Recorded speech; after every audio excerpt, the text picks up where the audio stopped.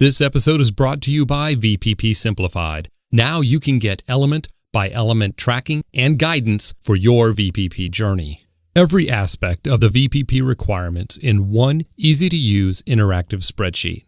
Achieving VPP star status can be tough, but understanding what it takes to get there can be simplified. This VPP Gap tool will help you do that. Go to vppsimplified.com for more information. Welcome to the SafetyPro Podcast, where we help you manage workplace safety one episode at a time. And now, your very own Safety Pro, Blaine J. Hoffman. Welcome to another episode of the SafetyPro Podcast. Hey, just got back from another trip, was on the road and, towing the camper. You come across a lot of crazy things on the road, a lot of crazy drivers, a lot of drivers doing silly stuff. I noticed it as well when, I run. I try to run, at my age, anything I can do to stay active, right? And I see the cars go by at the four-way stop, or when I go to cross, a residential area, I run through my neighborhood. I'll notice, and I'm not kidding, it's got to be at least 90% of the cars going by. The drivers have the phone in one hand, other hand on the steering wheel. They're either looking at the phone or they've got it to their ear. Every vehicle. It's insane. Young and older people alike, I've noticed it. So I thought, I would do an episode on driver safety.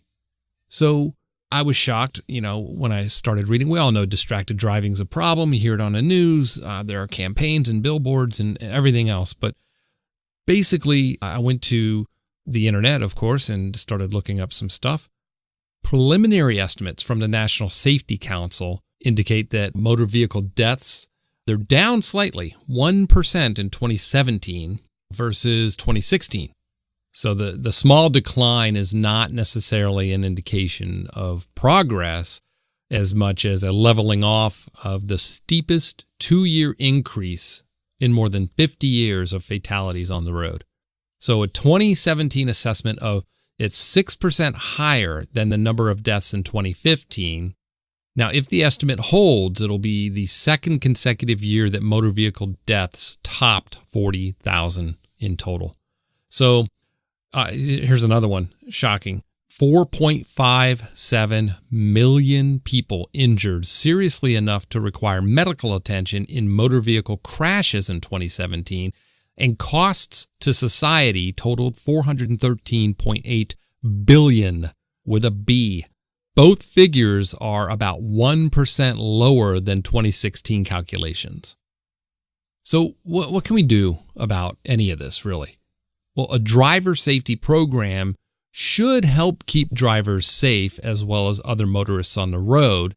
Now, if necessary, your program has to work to change drivers' attitudes, improve behavior, and increase the skills to build a sort of be safe culture. By instructing your employees in basic safe driving practices, then rewarding safety-conscious behavior, you can help your employees and their families avoid these tragedies. Here's the problem, though.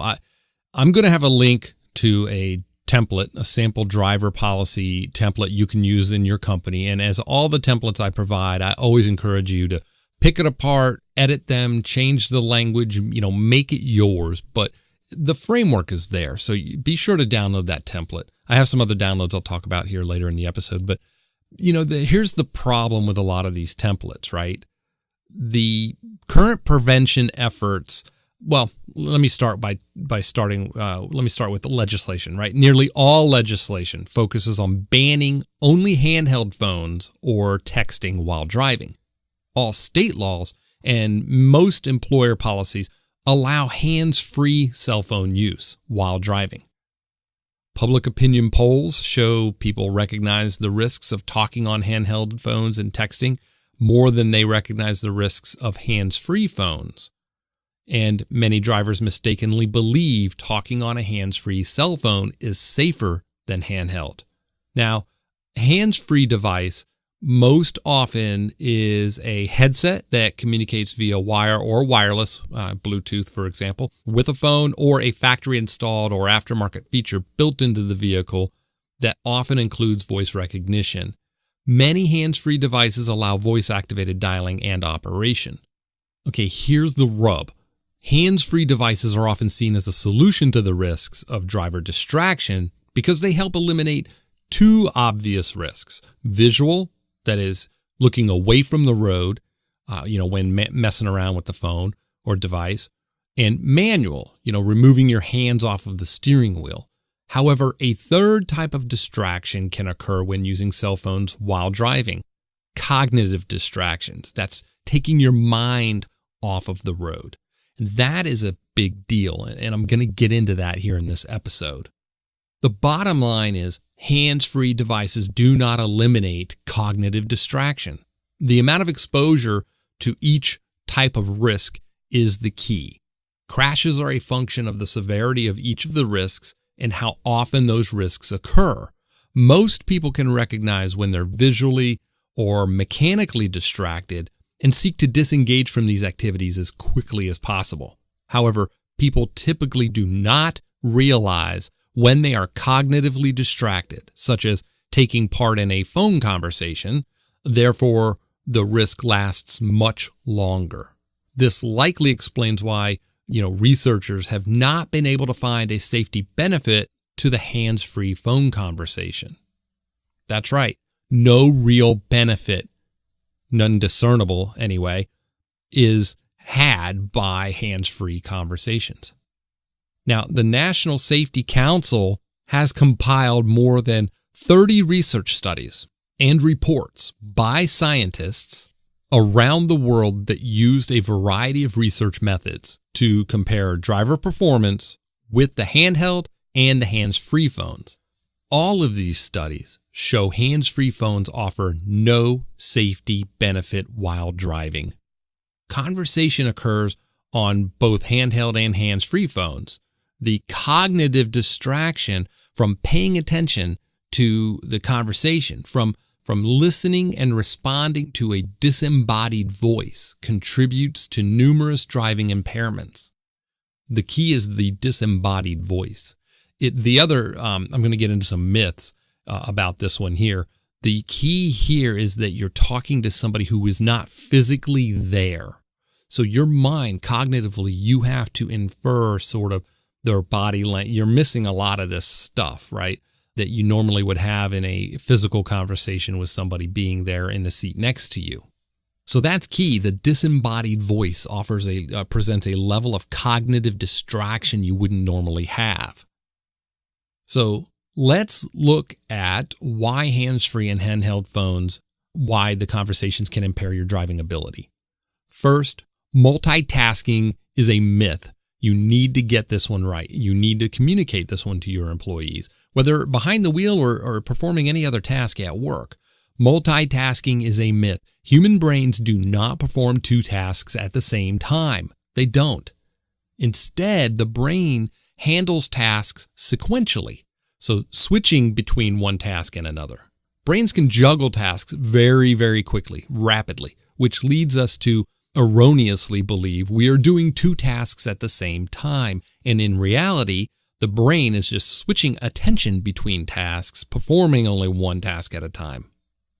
So the brain not only juggles tasks, it also juggles focus and attention. When people attempt to perform two cognitively complex tasks, such as driving and talking on the phone, the brain shifts its focus. Right? People develop inattention blindness. This is what it's called. Now, important information falls out of view and is not processed by the brain. For example, drivers may not see a red light or a stop sign because this is a process people are not aware of. It's virtually impossible for people to realize they are mentally taking on too much. So there's also on the NSC website, I'll have links to this. They did research when a field of view out of the front of the windshield when somebody wasn't talking, and then they drew sort of a box. They were able to trace, where the eyes were looking. And then when they had a phone conversation, the field of view shrank. So they really didn't see in the periphery. Their focus narrowed because they were trying to do two things at once, switching back and forth. It was very unique. I found the study the NSC did, the white paper they published, pretty fascinating. I'll have a link to that one as well. But look, brain researchers, they have identified reaction time, switching costs, they call it, right? This is a measurable time when the brain is switching its attention and focus from one task to another. Research studying the impact of talking on cell phones while driving has identified slow reaction time to potential hazards, tangible time, right? Measurable and risky time lapses. Longer reaction time is an outcome of the brain switching focus, right? This impacts driving performance. The cost of switching could be a few tenths of a second per switch. When the brain switches repeatedly between tasks, that cost adds up. Even small amounts of time spent switching can lead to significant risks from delayed reaction and braking time. Here's an example. If a vehicle is traveling 40 miles per hour, it goes 120 feet before stopping. This equals 8 car lengths, an average car length of 15 feet. A fraction of a second delay would make the car travel several additional car lengths. When a driver needs to react immediately, there is no margin for error here. Also, brains may face a bottleneck in which different regions of the brain must pull from a shared and limited resource for seemingly unrelated tasks, but constraining the mental resources available for those tasks. Research has identified that even when different cognitive tasks draw on two different regions of the brain, we can still have performance problems when trying to do dual tasks at the same time. Now, this may help explain why talking on cell phones could affect what a driver sees. Two visually unrelated activities become interrelated when a person is behind the wheel, and these tasks compete for our brain's information processing resources. And there are just flat-out limits to our mental workload. That's a fact. The workload of information processing can bring risks when unexpected driving hazards come up. Now, under most driving conditions, drivers are performing well-practiced automatic driving tasks. For example, without thinking about it much at all, drivers slow down when they see, yellow or red lights, and then activate turn signals when intending to make a turn or a lane change. These are automatic tasks for, experienced drivers. Staying within a lane, noting the speed limit and navigation signs, and even checking rear and side view mirrors are also automatic tasks for most experienced drivers. I mean, you can do these safely with an average cognitive workload.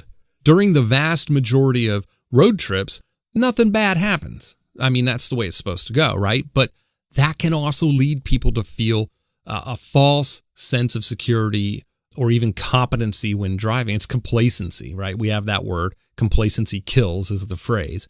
But drivers may believe that they can safely multitask. However, a driver always must be prepared to respond to the unexpected. And this is where those distractions that build up and mount up get a hold of us. Now, the industrial ergonomics field has been able to identify physical workload limits, and in the same way, the workload limits of our brains are now being identified in the same way, right? So mental ergonomics, if you will. But the challenge to the general public is the bottlenecks and the limits of the brain are more difficult to feel and literally see than the physical limitations. Another issue we have is multitasking impairs performance. I always joke, right? When somebody says, when I'll say, hey, how's it going? What are you working on? And I was like, well, I'm multitasking, and I'll chuckle and go, oh, so you're doing more than one thing inefficiently now. The joke, it's a joke for a reason. Multitasking impairs overall performance. We could safely, walk and chew gum, around the city that's got some, you're crossing some streets and has some other hazards, pedestrian type hazards. That's because one of those tasks, chewing gum, is not a cognitively demanding task. People are still able to visually scan the environment for potential hazards, light poles along the sidewalk, cracks in a sidewalk, obstructions, boxes, being pushed out of a doorway on a dolly, somebody coming out of a doorway, a small dog on a leash, stuff like that. People do not perform as well when trying to perform two attention-demanding tasks at the same time. And research shows even pedestrians don't effectively monitor their environment for safety while talking on their cell phones or texting. The challenge is managing two tasks demanding our cognitive attention. I don't know if it was like NBC, ABC, one of the major networks. They did a sort of a demonstration. They videotaped people crossing the street, and they said, here, I want you to text a message while you're crossing the street. People could even stay in the crosswalk. They ended up, this one guy even just had to stop right in the middle of the road and send the text. Half of them missed, hit the curb and not the little ramp by the crosswalk. It was amazing because they weren't able to actually do the two things at the same time. So certainly most would agree that driving a vehicle involves a more complex set of tasks than just walking. So it's compounded. So before I get into sort of primary and secondary tasks and what happens when people switch attention between them, I want to stop and talk a little bit about our partners in safety. Do you have a regulatory obligation to account for contractors and suppliers when they are on site? Do you spend too much time managing contractor and supplier information, insurances, access rights, safety, security, all that stuff? Who's on location makes it easy for your organization to manage these requirements, including attendance tracking, hazard notice compliance, and orientation management across one or even multiple sites. Whether you are looking to simply recognize your visitors from your contractors or are seeking a full solution to manage regulatory and other compliance obligations around contractors or service providers, who'sonlocation.com makes it easy. Manage contractor presence in and out of all of your sites, including remote locations and construction sites. Load their contracts, ensure correct qualifications are met, and gain important insights into your contractor's presence while on site. You can set up and manage contract and supplier profiles in minutes, record key contracts, and when the contracts expire, and which location within your organization of the contract that it applies to, you can all manage that virtually. Ensure records are accurate and up to date by providing your contractors with access to your service provider portal to manage their information. You can manage primary and subcontractor profiles, manage their insurances, validate that they meet your minimum requirements. You can set up unique notification rules. Who'sonlocation.com takes the hassle out of your contractor management. Get a 30-day free trial, no credit card required, and not just contractor management. You'll get access to all of the features: visitor management, contractor management, employee attendance, and evacuation management. All no hassle, no credit card required. Free 30-day trial right now. All you have to do is go to who'sonlocation.com and sign up. Next, I want to talk about the official floor marking, floor sign company of the SafetyPro Podcast, none other than MightyLine Floor Tape. Look, we're talking about driver safety, right? Inside your facilities, we have forklifts, scissor lifts, and carts, things like that. So driver safety inside your facility is just as important. You can help increase the safety of forklifts and other types of vehicles in your plant through the use of MightyLine Floor Tape and floor signs. MightyLine Floor Tape, 7 times thicker than the average floor tape, and the beveled edge makes it more durable for forklift traffic. It applies easily. It's very easy to remove as well if you need to, with very little residue. Best of all, it's all made right here in the USA. You can even use your own custom high-res logos on the floor signs. All you have to do is get a free sample sent directly to you. Go to mightylinetape.com/podcast, fill out the information, get a free sample. While you're there, check out past episodes of the SafetyPro Podcast. Again, mightylinetape.com/podcast.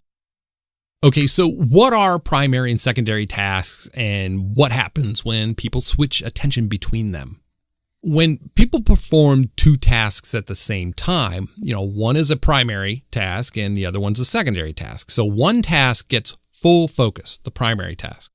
The other moves to, a mental back burner, right? That's the secondary task. People can move back and forth between primary and second tasks rather quickly, as we've established.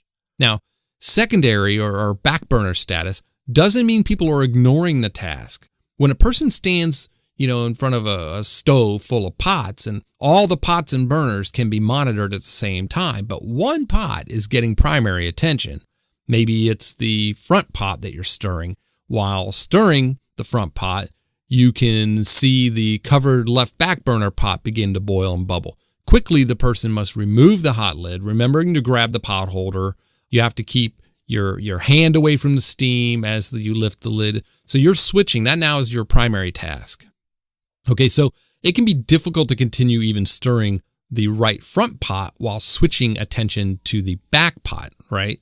So a person may or may not be aware that the stirring pattern has changed in the front pot, which was supposed to be the primary task, getting the full attention.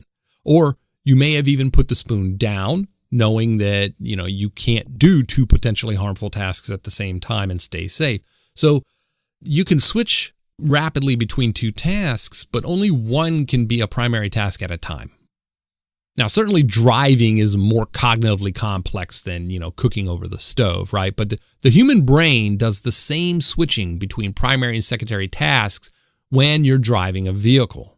So talking on a handheld phone would be like the secondary, or hopefully is the secondary task. Driving the vehicle is the primary task.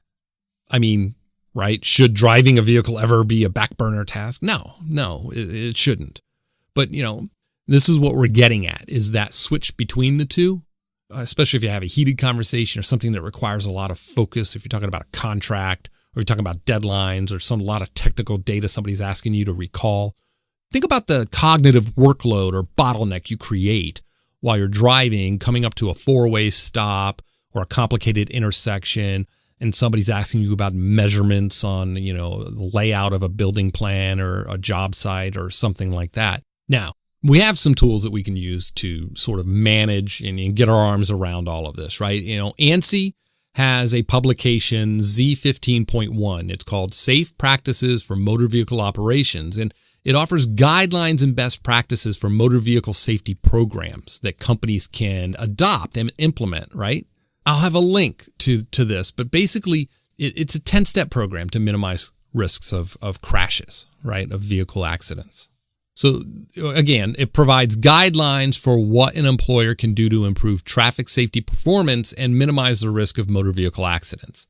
You can follow these steps to help ensure that you hire capable drivers, only allow eligible drivers to drive company vehicles, and maintain company vehicles properly. Adherence to these 10 steps can also help keep your motor vehicle insurance costs as low as possible. And there's a guidebook. I'll have a link to it. But here are the 10 steps. I'm going to break them down for you, right? Step 1, senior management commitment and employee involvement. Now, senior management can provide leadership, set policies, allocate resources like, staff and budget to create a safety culture. Actively encouraging employee participation and involvement at all levels of the organization is a good practice and will help the effort to succeed. Workers and their representatives must be involved in the initial planning phase of any workplace safety program, not just this one. Step 2, written policies and procedures. A written statement emphasizing the commitment to reducing traffic-related deaths and injuries is essential to a successful program. It sets the tone. It defines our goal. So create a clear, comprehensive, and enforceable set of traffic safety policies. Communicate them to all employees, post them throughout the workplace, distribute copies periodically, discuss the policies at company meetings, the whole 9 yards, just like any other effort you have in workplace safety. Offer incentives for sticking to the rules and point out the consequences for disregarding them. Step 3, driver agreements. Establish an agreement or even a contract with employees who drive for work purposes, whether they drive assigned company vehicles or their personal vehicles. By signing an agreement, the driver will acknowledge awareness and understanding of the company's traffic safety policies, procedures, and expectations regarding the performance, driving performance, if you will, vehicle maintenance, and reporting of moving violations. Step 4, speaking of moving violations, motor vehicle records checks. Check the driving records of all employees who drive for work purposes. Screen out drivers who have poor driving records, since they are most likely to cause problems in the future. Not always, but there's a reason why we do this. Periodically review the motor vehicle records, or MVRs, to ensure that drivers maintain a good driving record.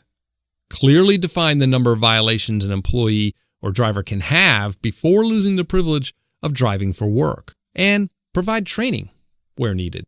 Step 5, crash reporting and investigation. You need to establish and enforce a crash reporting and investigation process. All crashes, regardless of severity, should be reported to the employee's supervisor as soon as feasible after the incident. Company policies and procedures should clearly guide drivers through their responsibilities in a crash situation. Review all crashes to determine their cause and whether or not the incidents were preventable. Understanding root causes of crashes and why they're happening, regardless of fault, forms the basis for eliminating them in the future. Step 6. Vehicle selection, maintenance, and inspection. Properly maintaining and routinely inspecting company vehicles is an important part of preventing crashes and related losses. Review the safety features of all vehicles that are considered for use. Choose vehicles that demonstrate best-in-class status for crashworthiness and overall safety. Regular maintenance, preventative maintenance, should be done at specific mileage intervals consistent with the manufacturer's recommendation. Just like anything else in the workplace, any kind of motor vehicle or heavy equipment or machinery, you're going to have to follow the manufacturer's recommended PM schedules. A mechanic should do a thorough inspection of each vehicle at least annually, with documented results placed in the vehicle's file. Personal vehicles that are used for company business are not necessarily subject to the same criteria and are generally the responsibility of the owner of the vehicle. However, personal vehicles used on company business should be maintained in a manner that provides the employee with the maximum safety and reflects positively on the company. Step 7, disciplinary action system.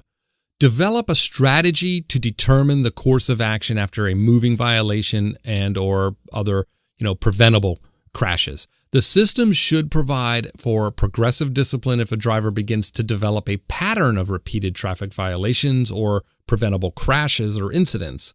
The system should describe what specific actions will be taken if a driver accumulates a certain number of violations or preventable crashes in a predefined period. So keep all that in mind.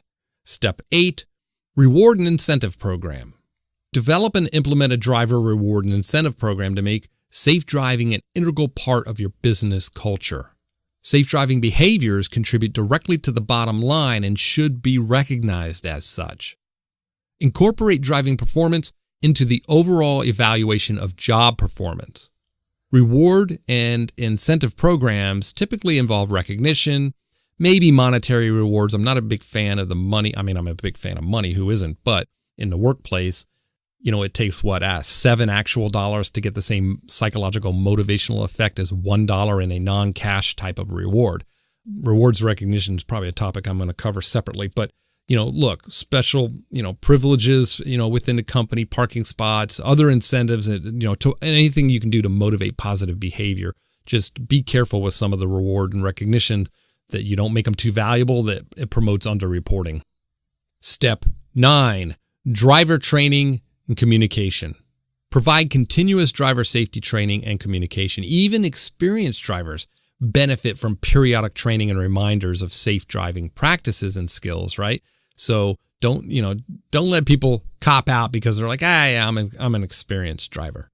It's easy to become complacent, as I said before, and to not think about the consequences of poor driving habits. And step 10, regulatory compliance. Ensure adherence to highway safety regulations. It is important to clearly establish which, if any, local, state, and or federal regulations govern your vehicles and or drivers. These regulations may involve, but aren't necessarily limited to, the Federal Motor Carrier Safety Administration, U.S. Department of Transportation, National Highway Transportation Safety Administration, Federal Highway Administration, and any Employment Standards Administration rules. So keep that in mind. Always do a thorough review of, what are we asking our people to do on the clock in their personal vehicle or company vehicle? And, what type of work are they doing? What type of materials and goods are they transporting on our behalf? And how does that, what kind of regulatory compliance may apply to us? So you may have some additional rules, right? Look, in general, you want to promote safe driving practices. The safety issues that we've been talking about have to be addressed in some way, shape, or form in an employee awareness and training program, or your company safety policy should address driver safety if you have drivers. You're going to want to cover basic safety policies like, securing materials during transport. If you're in construction or sales or service work, we have field service techs, tools, equipment, have to be secured while being transported to prevent unsafe movement, right? During a crash or when making sudden maneuvers, loose objects can slide around or become airborne and cause injury for the driver or passengers. Not to mention the fact that you've got objects flying around in the cab of a vehicle. That's just a hazard in and of itself. Seatbelt use, right? You're going to have some policy or statement about seatbelt use. The single most effective means of reducing deaths and serious injuries in traffic crashes, right? So what causes most of the injuries and fatalities? Contact with the interior of the vehicle. So, physical restraints, seatbelts, everything, preventing contact with the interior of the vehicle or being ejected. That's going to be your, first line of defense right there. Then now you have airbags and everything else. So, make sure you have a policy regarding seatbelt use. Alcohol and drug, impaired driving type of policy or statement. I mean, it's estimated that 3 in every 10 Americans will be involved in an impaired driving related crash at some time in their life. Alcohol and certain prescription drugs, over-the-counter medications, illegal drugs, they all affect a person's ability to drive safely due to decreased alertness, concentration, coordination, and reaction time. So you got to have a policy covering this as well. Fatigue. Driver fatigue is huge. It's a big one. I think, estimates say that fatigue is even more impairing than being drunk behind the wheel. Fatigued or drowsy driving may be involved in more than 100,000 crashes each year, resulting in 40,000 injuries and 1,500 deaths, just related to fatigue or drowsy driving. Employees should be well rested, alert, and sober on the road so they're in a position to defend themselves from drivers who do not make the same choices. So train employees to make smart choices when they're behind the wheel, on and off the job. Here's an example. An employer who says if you're going to travel on business, it has to be during working hours. I'm familiar with several companies that have this policy. Other companies are like, we're going to save time and money and say, we want you to, you work in Ohio and we want you to travel to, New Mexico on business to that field office. You're going to travel over the weekend so you can get there on Monday. There are, companies that have a policy that say, no, you travel on Monday during working hours. We don't want you driving or traveling and getting somewhere late and getting behind the wheel of the rental car and trying to find a hotel out of your normal, sleep pattern or your normal working hours. So that's a good policy to have. Aggressive driving. You need to address this as well in your safety program. And these are things you can also provide some training around. Employees commuting to and from work or traveling for work can get caught up in bottlenecks, traffic delays, wasting your time, reducing productivity. These situations all create frustration and can spark aggressive driving behavior. Rapid lane changes, jerking the car out from behind somebody to make a pass you normally wouldn't make. So aggressive driving acts like excessive speed, tailgating, failing to signal a lane change, turning, running a red light or blowing through a light just to be in a hurry. It's best to avoid engaging in conflict with other drivers or, these aggressive techniques. They can lead to accidents and incidents. And you know what? I've seen this on the road, company vehicles where drivers are doing this and it has the company name right on the vehicle. That is just poor image, right? This is a bad image of the company. You don't want it.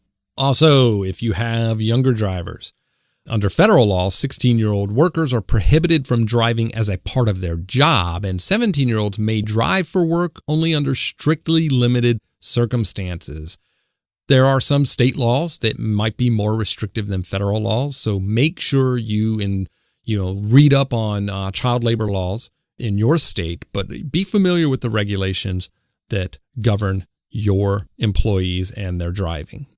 Bottom line, every 7 seconds, someone is injured in a car crash, and every 15 minutes, someone is killed in a car crash. Employers absorb costs associated with these crashes, whether they occur on or off the job.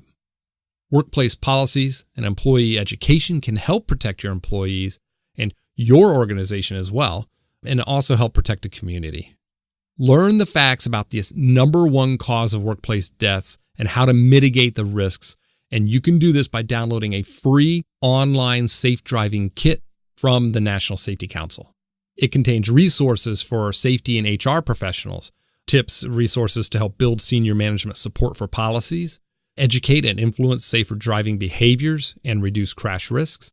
The kit contains materials designed to share with employees year-round and reinforce company policies. It contains videos, fact sheets, FAQs, even Mythbusters, which is good. A lot of people have these myths about being able to multitask and things like that. You need to talk about this stuff. It contains infographics, posters, survivor advocate stories, activities to engage employees, links to safe driving resources, ready-made communications to educate employees. Look, you can join the thousands of employers that have used the National Safety Council kit for their safe driving education. I'll have a link for you to download this kit. Again, provided by the National Safety Council and their sponsors. I have just full disclosure, I have no affiliate relationship with the National Safety Council. I'm not being paid to mention the National Safety Council.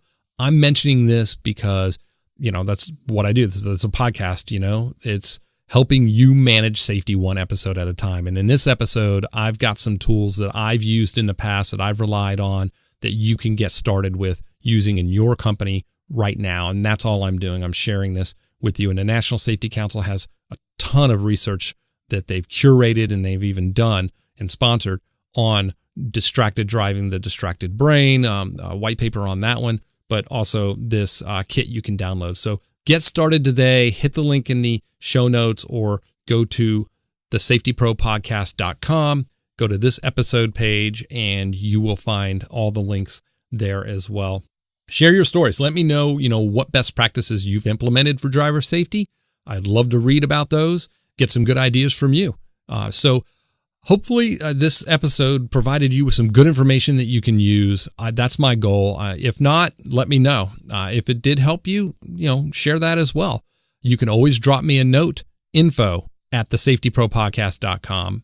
Hit the link in the show notes or go to thesafetypropodcast.com. You can get a hold of me there via email as well. You can find me on LinkedIn, Instagram, Twitter, Facebook. We have a Facebook page. So just go ahead and look for me anywhere you are online and you'll find me somewhere out there. So, hey, I'm looking forward to hearing your feedback. Don't forget, go ahead and take a look at our partners in safety, who'sonlocation.com and MightyLineTape.com/podcast. Two great partners in safety helping making this happen for you. So share some love with them as well. And until the next Safety Pro Podcast episode, please, as always, be safe.